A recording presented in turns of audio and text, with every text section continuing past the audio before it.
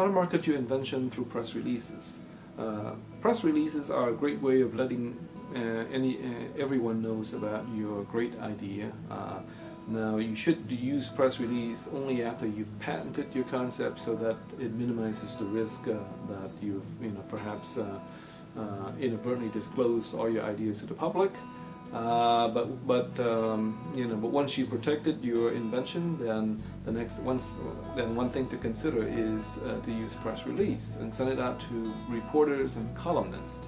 You should assume that no one's going to read beyond the first paragraph, so therefore the most salient part about your invention and why the world needs to license this invention has to be in the first paragraph.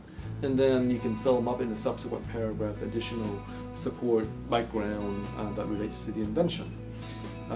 So typically many releases take up a journalistic style, beginning with a dateline and a city, and the novelty and the relevance of the invention should be addressed in the first paragraph, and then the remainder of the press release can provide a background or story.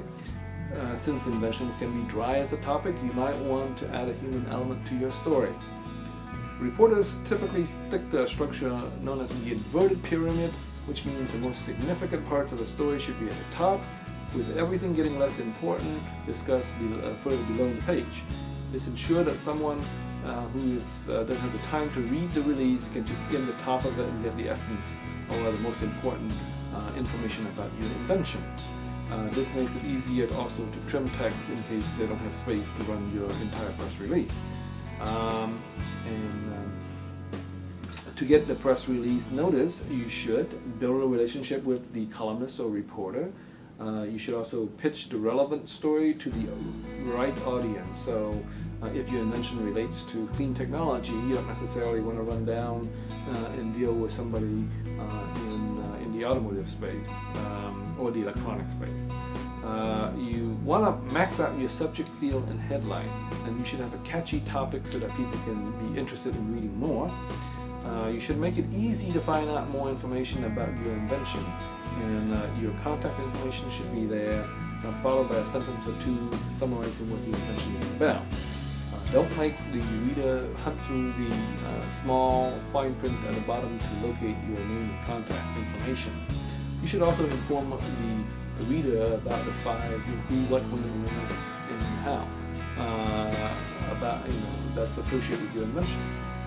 You should think about the audience and write what they like to read. That's common sense there. You should also think about beyond the print. You might, in your press release, provide links into videos and images that would then illustrate the salient points about your invention or how it's used. You should also provide a human side of the picture, because patents and new technology can be quite dry to the average reader.